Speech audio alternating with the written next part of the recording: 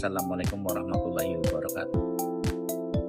Selamat siang rekan-rekan mahasiswa, Bapak dosen pengampu yang saya hormati, serta para penonton sekalian yang akan menghadap berada. Selamat datang dalam video presentasi akademis saya. Kenalkan, nama saya Johan Hari Wibowo, mahasiswa program studi hukum dari Universitas Siber Muhammadiyah.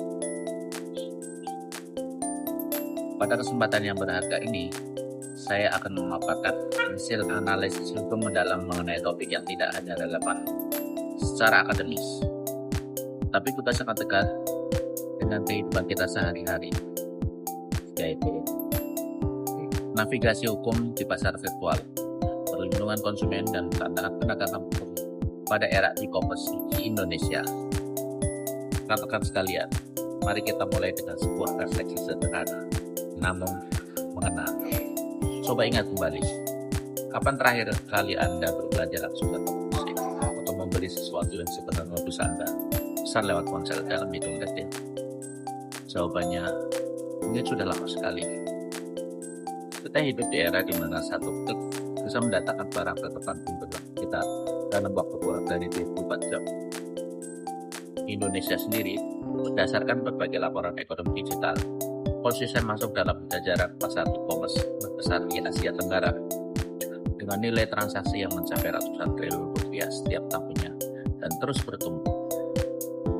Digitalisasi telah mengubah lanskap perdagangan secara fundamental dari pasar fisik yang mempertemukan penjual dan pembeli secara tatap muka menjadi pasar virtual yang bersifat asimetris, tanpa batas geografis dan serba instan.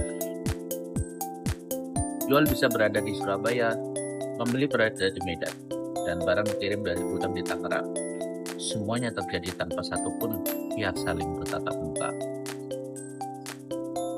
Namun, di balik segala efisiensi dan kemudahan yang ditawarkan ekosistem ekonomi digital ini, tersimpan sebuah paradoks yang mengkhawatirkan.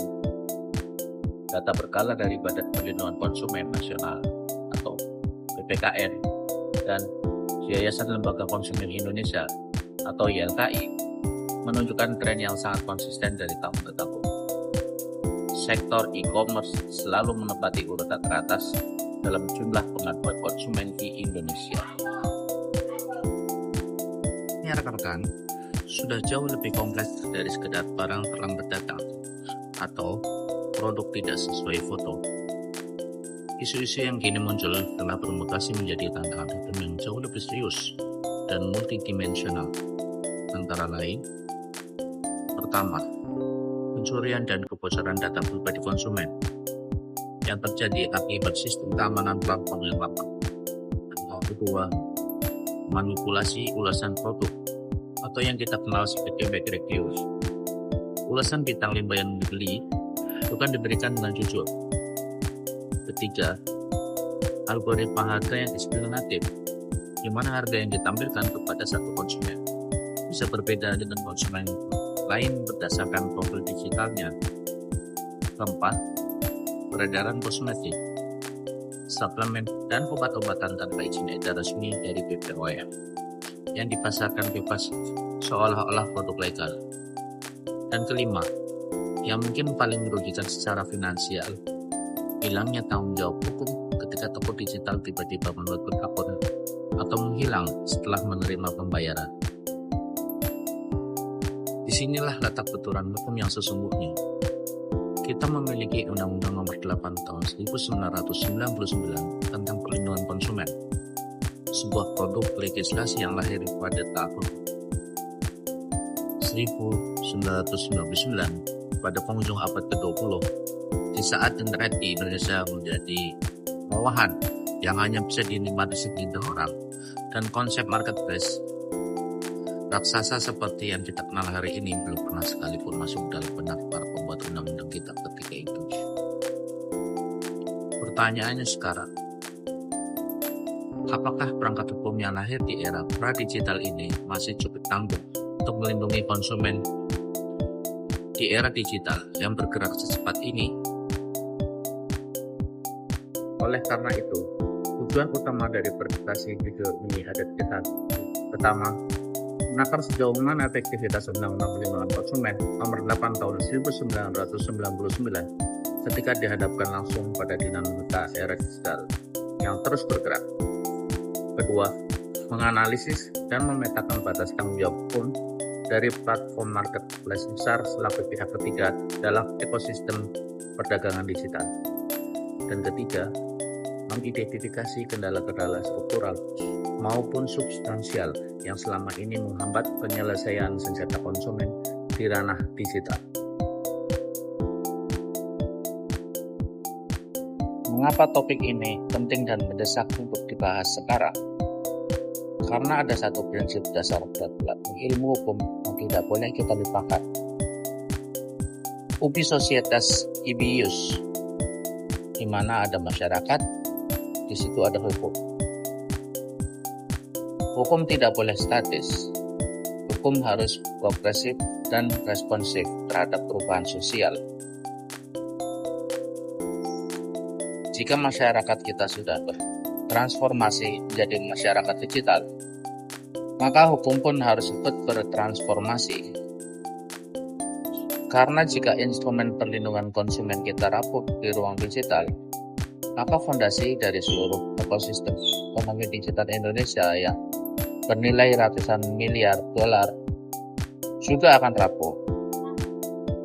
Dan fondasinya yang paling krusial bukan teknologinya, bukan infrastrukturnya, melainkan kepercayaan konsumen atau consumer trust. Tanpa kepercayaan, tidak ada transaksi. Tanpa transaksi, tidak ada ekonomi digital. Mari kita mulai dari fondasi teoritis dan yuridis formalnya. Dalam ilmu hukum perlindungan konsumen, terdapat sebuah pergeseran paradigma yang sangat mendasar antara era konvensional dan era digital. Dan pergeseran ini bukan sekedar perubahan teknis. Ini adalah perubahan filosofis. Di era perdagangan konvensional, hukum mengenal asas caveat emptor, yang secara harfiah berarti dialah pembeli yang berhati-hati. Asas ini lahir dari asumsi bahwa pembeli memiliki kesempatan penuh dan setara untuk memeriksa, menyentuh, mencoba, dan menilai kualitas barang secara langsung sebelum memutuskan untuk membeli. Jika barang ternyata cacat setelah dibeli, maka itu sebagian menjadi risiko pembeli, karena ia punya kesempatan untuk memeriksa sebelumnya.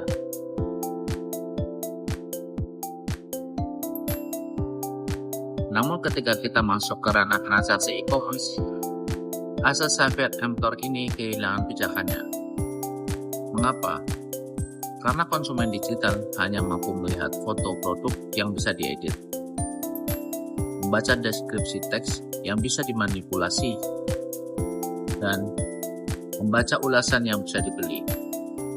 Konsumen tidak bisa menyentuh tekstur produk, tidak bisa mencium aromanya, tidak bisa memverifikasi secara langsung apakah ukurannya sesuai, dan tidak bisa memastikan apakah produk yang akan datang adalah produk yang sama dengan yang ada di foto.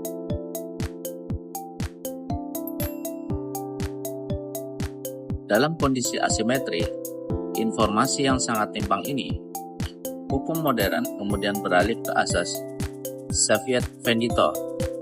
Biarlah penjual yang berhati-hati. Penjuallah yang kini menanggung kewajiban untuk menjamin transparansi informasi, keakuratan deskripsi produk, dan keamanan barang yang dijualnya. Pergeseran paradigma ini sangat fundamental karena ia menggeser beban tanggung jawab secara signifikan dari pembeli kepada penjual.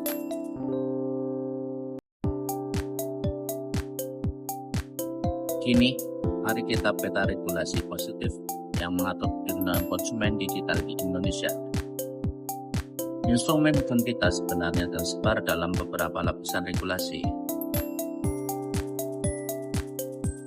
Lapisan pertama, adalah Undang-Undang Nomor 8 Tahun 1999 tentang Perlindungan Konsumen. Ini adalah regulasi induk kita. Di dalam pasal 4 ditegaskan hak-hak konsumen yang paling fundamental, antara lain hak atas kenyamanan, keamanan, dan keselamatan dalam mengkonsumsi barang dan atau jasa, hak untuk memilih, hak atas informasi yang benar, jelas, dan jujur mengenai kondisi dan jaminan barang, serta hak untuk didengar pendapat dan keluhannya.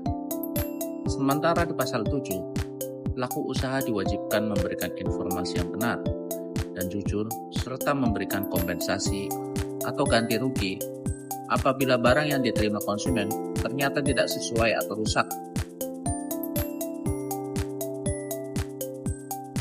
Lapisan kedua adalah Undang-Undang Informasi dan Transaksi Elektronik atau UU ITE.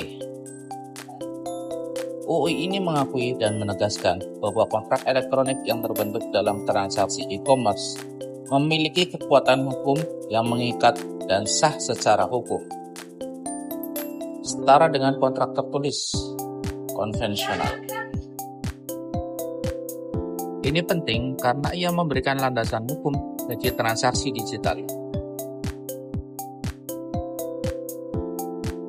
Lapisan ketiga adalah Peraturan Pemerintah Nomor 71 Tahun 2019 tentang Penyelenggaraan Sistem dan Transaksi Elektronik atau PPPSTE.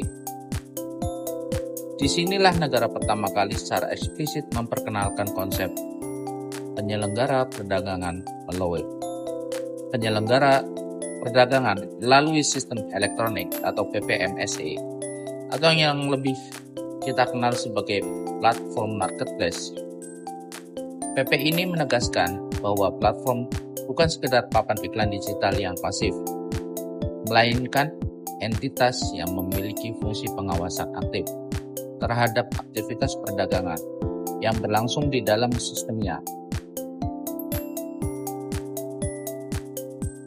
Lapisan keempat adalah berbagai peraturan Menteri Perdagangan atau Permendak yang dari waktu ke waktu terus diperbarui untuk merespon perkembangan ekosistem digital, termasuk kewajiban platform menyediakan layanan pengaduan konsumen yang mudah diakses. Namun rekan-rekan, meskipun hierarki regulasi ini terlihat cukup lengkap di atas kertas, implementasinya di lapangan masih menyisakan banyak celah. Dan celah inilah yang akan kita bedah bersama dalam sub bagian berikutnya. Teori dan regulasi yang indah di atas kertas tidak akan bermakna apabila kita tidak uji dengan realita yang terjadi di lapangan. Maka, mari kita bedah beberapa kasus dan kejadian hukum nyata yang sering terjadi dan sangat relevan dengan keseharian kita. Bayangkan skenario berikut, yang sayangnya bukan fiksi. Ini terjadi setiap hari di berbagai marketplace kita. Seorang konsumen, sebut saja Rina, melihat sebuah produk perawatan kulit bermerek terkenal dijual dengan label menggiurkan. Diskon 70%, stok terbatas. Tanpa pikir panjang, Rina menekan tombol beli sekarang. Beberapa hari kemudian, produk datang. Kemasannya tampak meyakinkan. Ada nomor BPOM tertera di label. Namun, setelah digunakan selama beberapa hari, kulit Rina mengalami iritasi parah, kemerahan, bahkan luka bakar ringan yang membutuhkan perawatan medis yang tidak murah. Setelah ditelusuri oleh pihak BPOM, nomor registrasi pada produk tersebut ternyata adalah nomor BPOM fiktif, nomor yang tidak terdaftar dalam sistem resmi, atau bahkan nomor milik produk lain yang dicatut. Rina kemudian mencoba mengajukan komplain melalui fitur Dispute the Marketplace. Namun yang dia temukan, akun toko penjual sudah dihapus. Tidak ada yang bisa dilakukan, tidak ada yang bisa dihubungi. Uangnya sudah keluar, kulitnya terluka, dan lakukan menghilang tanpa jejak yang bisa dilacak secara mudah. Secara normatif, berdasarkan pasal 8 Undang-Undang Perlindungan Konsumen, tindakan penjual ini jelas merupakan pelanggaran hukum yang serius. Pelaku usaha dilarang keras produksi atau mengedarkan barang yang tidak memenuhi standar keamanan, tidak memiliki izin edar resmi, atau menggunakan label yang tidak sesuai. Sanksinya pun tegas, pidana penjara dan denda material. Namun, secara empiris, melacak dan mengidentifikasi identitas asli penjual di balik akun digital yang anonim ini seringkali membentur dinding batu. Bagi aparat penegak hukum, penjual bisa mendaftarkan toko dengan data palsu menggunakan rekening bank orang lain. Lalu muncul pertanyaan kritis. Bagaimana tanggung jawab hukum pihak marketplace dalam kasus seperti ini? Disinilah terjadi perdebatan yang paling sengit. Platform marketplace kerap berlindung di balik klausa baku dalam term of service. Mereka yang secara sepihak menyatakan bahwa mereka hanyalah penyedia platform atau perantara netral, dan bahwa segala risiko dan tanggung jawab atas transaksi sepenuhnya berada di antara penjual dan pembeli secara langsung. Mereka menerapkan doktrin safe harbor, sebuah konsep hukum yang pada awalnya dirancang untuk melindungi penyedia jasa atau penyedia layanan internet dari tanggung jawab atas konten yang diunggah pengguna secara pasif. Namun, pertanyaannya, apakah doktrin ini masih relevan dan adil ketika marketplace tidak lagi sekedar papan pengumuman pasif, melainkan platform yang secara aktif mengkurasi produk, menampilkan iklan berbayar, dan bahkan memberikan label terpercaya atau official store kepada penjual. Dua yang juga marak adalah apa yang sering disebut masyarakat sebagai toko siluman atau fly by night sellers. Penjual membuka toko digital, mengumpulkan pesanan dan pembayaran dalam jumlah besar dalam waktu singkat, seringkali dengan iming-iming harga jauh di bawah pasar, lalu tiba-tiba menutup toko dan menghilang sebelum barang dikirim. Kerugian konsumen dalam satu kasus seperti ini bisa mencapai ratusan juta rupiah secara kolektif. Namun, per individu mungkin hanya puluhan atau ratusan ribu rupiah. Akibatnya, banyak konsumen merasa tidak worthwhile untuk melaporkan ke polisi karena nilai kerugian individual yang kecil. Sementara, secara agregat, kejahatan ini sangat signifikan.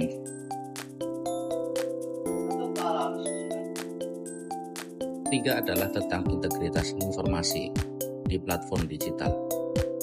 Ribuan seller secara aktif membeli ulasan bintang 5 palsu menggunakan jasa fake reviewer untuk mendongkrak reputasi produk mereka secara artifisial. Konsumen yang membuat keputusan pembelian berdasarkan ulasan ini kemudian menjadi korban informasi yang dimanipulasi.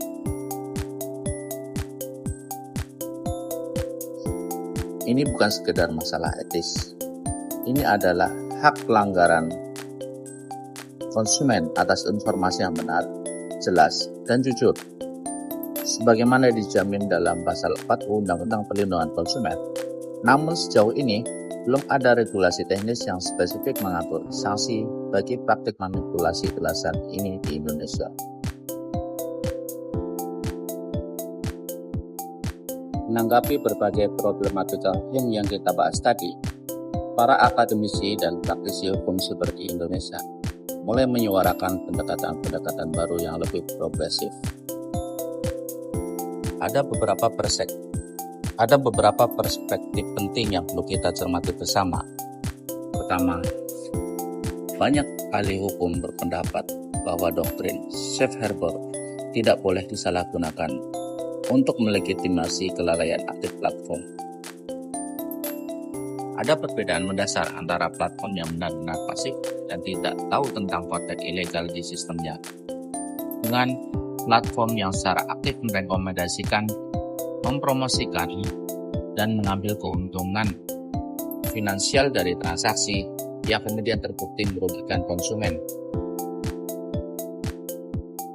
Dalam konteks yang kedua, doktrin safe harbor tidak lagi bisa menjadi tameng.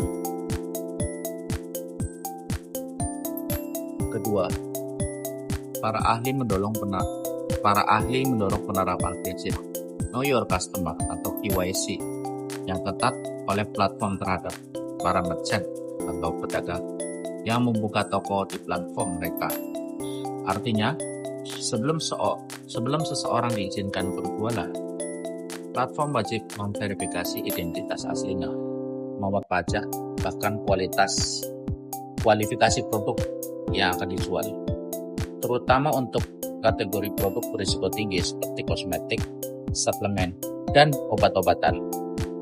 Sekarang, mari kita lakukan studi komparatif dengan melihat bagaimana negara-negara lain menangani persoalan yang sama, khususnya Uni Eropa melalui Digital Service Act atau DSA yang mulai diberlakukan secara penuh. DSA Uni Eropa memperkenalkan konsep yang sangat tegas, tingkatan tanggung jawab berdasarkan skala dan berat data. Platform besar yang memiliki lebih dari 45 juta pengguna aktif di Uni Eropa dikategorikan sebagai Very Large Online Platform atau VLOP dan dikenakan kewajiban yang jauh lebih ketat. Jika platform yang masuk kategori ini mengetahui atau memiliki alasan yang kuat untuk mencurigai adanya produk atau aktivitas ilegal di sistemnya dan tidak segera mengambil tindakan pemblokiran atau takedown action secara cepat dan efektif, maka platform tersebut dapat digugat secara langsung oleh konsumen dan otoritas regulasi, serta dikenakan denda hingga 6% dari total omset global tahunan mereka. Angka itu sangat signifikan untuk perusahaan bernilai miliaran dolar, dan itulah yang membuat regulasi ini memiliki gigi yang tajam.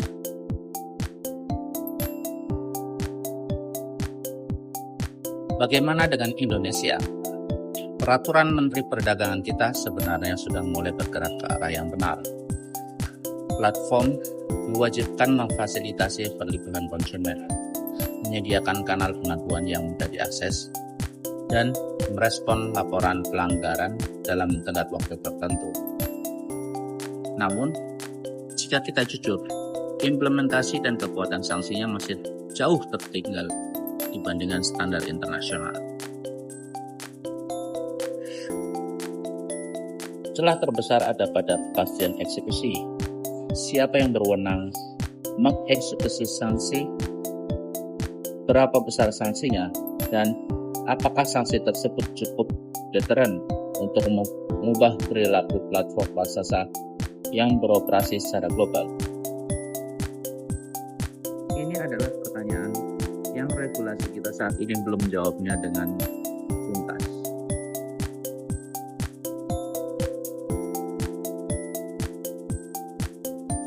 Setelah memahami lanskap regulasi dan kasus-kasusnya, ini saatnya kita bicara tentang sesuatu yang sangat praktis. Apa yang bisa dilakukan konsumen ketika hak-haknya dilanggar? Berdasarkan pasal 19 Undang-Undang Perlindungan Konsumen, pelaku usaha bertanggung jawab memberikan ganti rugi atas kerusakan, pencemaran, dan atau kerugian konsumen akibat konsumsi barang atau jasa yang diperdagangkan. Ganti rugi ini bisa berupa pengembalian uang penuh atau full refund, penggantian barang sejenis, perawatan kesehatan, atau kompensasi lain yang disepakati. Dan ini harus dilaksanakan dalam tenggat waktu 7 hari sejak tanggal transaksi. Secara kelembagaan, negara menyediakan Badan Penyelesaian Sengketa Konsumen atau BPSK sebagai lembaga kuasi yudisial yang menangani sengketa konsumen di luar pengadilan. Namun, disinilah muncul ironi yang nyata. BPSK beroperasi secara fisik dan konvensional. Konsumen harus hadir secara langsung ke kantor BPSK, mengikuti proses mediasi atau arbitrase yang bisa berlangsung berminggu-minggu. Bayangkan seorang konsumen di Makassar yang membeli produk seharga 150.000 dari penjual yang beralamat di Jakarta. Lalu, produknya tidak sesuai. Untuk menggugat ke BPSK, ia harus menyiapkan bukti-bukti, mengajukan permohonan, dan berpotensi harus hadir di sidang. Biaya transportasi dan waktu yang dikeluarkan bisa jauh lebih nilai kerugiannya.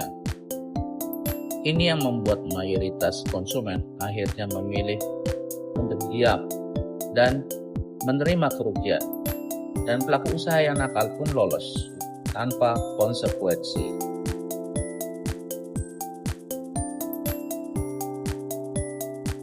Disinilah kehadiran Online Dispute Resolution atau ODR yang terintegrasi langsung di dalam aplikasi Marketplace menjadi sangat krusial.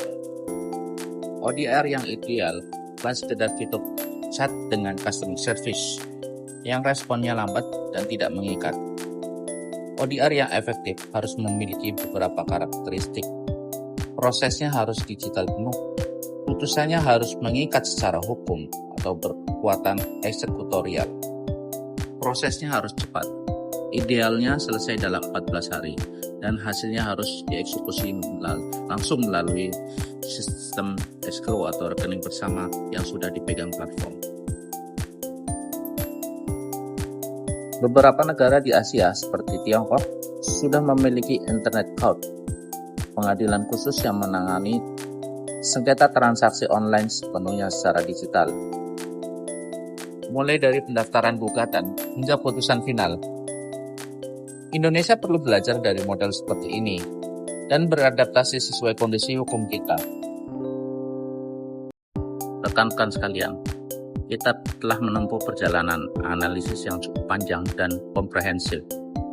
Dari fondasi teoritis pergeseran paradigma Soviet Cantor ke Soviet Venditor, hierarki regulasi yang berlapis namun masih berlubang, bedah kasus nyata yang terjadi di sekitar kita, perbandingan komparatif dengan standar internasional, hingga realita pahit mekanisme penyelesaian sengketa yang belum optimal. Maka, izinkan saya merumuskan kesimpulan utama dari seluruh analisis ini.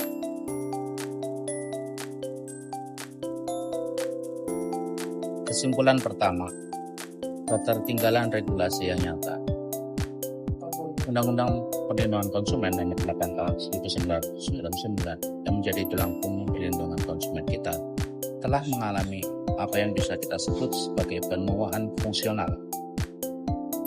Undang-undang ini lahir di era yang sama sekali berbeda.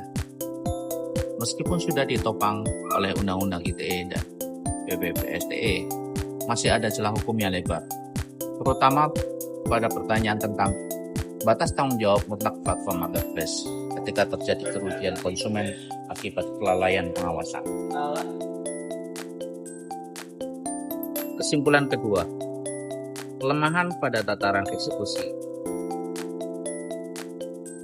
Penegakan hukum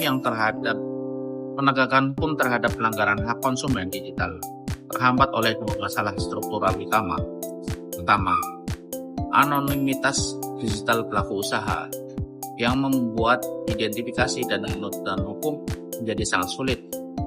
Dan kedua, belum optimalnya sistem penyelesaian sengketa digital yang berkekuatan hukum tetap dan mudah diakses oleh konsumen dari seluruh pelosok Indonesia. Kesimpulan ketiga, ketimpangan posisi tawar. Dalam ekosistem e-commerce, konsumen berada dalam posisi yang sangat tepat secara struktural. Mereka menghadapi ketidaksimetrisan informasi, klausula baku yang tidak bisa dinegosiasi, dan mekanisme penyelesaian sengketa yang tidak proporsional dengan nilai kerugian mereka. Ini adalah ketimpangan yang harus dikoreksi oleh hukum, bukan dibiarkan sebagai risiko berbelanja online. Rekomendasi pertama, formulasi regulasi khusus yang komprehensif. Pemerintah dan DPR perlu segera menginisiasi revisi total Undang-Undang Perlindungan Konsumen, atau lebih idealnya melahirkan Undang-Undang Perlindungan Konsumen Digital yang berdiri sendiri, sebuah regulasi yang lahir dari rahim era digital, bukan adaptasi tambal sulam dari produk hukum abad ke-20. Regulasi baru ini harus secara tegas dan eksplisit mengatur mekanisme pertanggungjawaban renteng atau joint liability antara penjual yang melakukan pelanggaran dan platform digital yang lalai dalam melakukan kurasi dan pengawasan. Rekomendasi kedua, kewajiban KYC yang ketat bagi platform. Pemerintah perlu mewajibkan seluruh marketplace yang beroperasi di Indonesia untuk menerapkan sistem verifikasi identitas pedagang atau merchant yang ketat dan terstandarisasi, terutama untuk kategori produk berisiko tinggi. Platform harus bisa mempertanggungjawabkan identitas setiap penjual yang beroperasi di dalam ekosistemnya. Rekomendasi ketiga, institusionalisasi ODR yang berkekuatan hukum. Pemerintah perlu mendorong, bahkan mewajibkan platform marketplace besar untuk mengintegrasikan sistem online dispute resolution yang putusannya memiliki kekuatan eksekutorial, bukan sekedar mediasi formalitas. Alternatifnya, pemerintah bisa mendirikan platform ODR nasional yang dikelola oleh lembaga independen di bawah supervisi BPKN. Rekomendasi keempat, penguatan literasi konsumen digital. Sambil menunggu regulasi yang lebih kuat, konsumen Indonesia harus bertransformasi menjadi konsumen cerdas digital yang aktif dan kritis. Beberapa hal yang wajib dilakukan sebelum berbelanja online. Pertama, selalu verifikasi reputasi toko dan perhatikan pola ulasan. Kedua, cek nomor BPOM secara mandiri melalui aplikasi atau website resmi BPOM sebelum mengikuti kesehatan atau kosmetik. Ketiga, waspadai harga yang terlalu jauh di bawah harga pasar normal. Dan keempat, ini sangat penting, selalu rekam video unboxing secara utuh dan tidak terputus, mulai dari paket belum dibuka hingga isi produk terlihat jelas. Video ini adalah alat bukti hukum yang sah dan sangat krusial jika sengketa terjadi. Demikianlah pemaparan komprehensif dari presentasi akademis saya mengenai navigasi hukum di pasar virtual, perlindungan konsumen, dan tantangan penegakan hukum pada era e-commerce di Indonesia. Saya berharap analisis yang telah kita lalui bersama ini tidak berhenti sebagai tugas akademis semata, tetapi dapat memantik kesadaran kritis kita semua. Baik sebagai mahasiswa hukum, sebagai konsumen digital, maupun sebagai warga negara yang peduli pada keadilan di era baru ini. Karena pada akhirnya, kekuatan hukum bukan hanya ada di tangan pembuat undang-undang atau penegak hukum. Ia juga ada di tangan kita, para konsumen, yang setiap harinya membuat keputusan di ruang digital. Saya mengucapkan terima kasih yang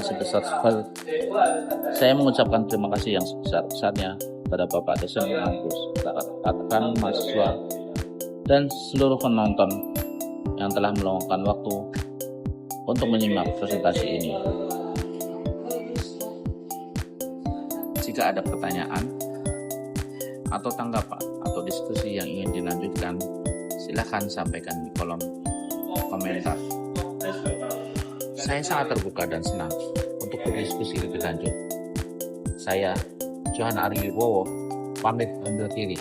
Wassalamualaikum warahmatullahi wabarakatuh. Tetap kritis, tetap cerdas berbelanja digital, dan mari bersama-sama tegakkan hak-hak konsumen Indonesia.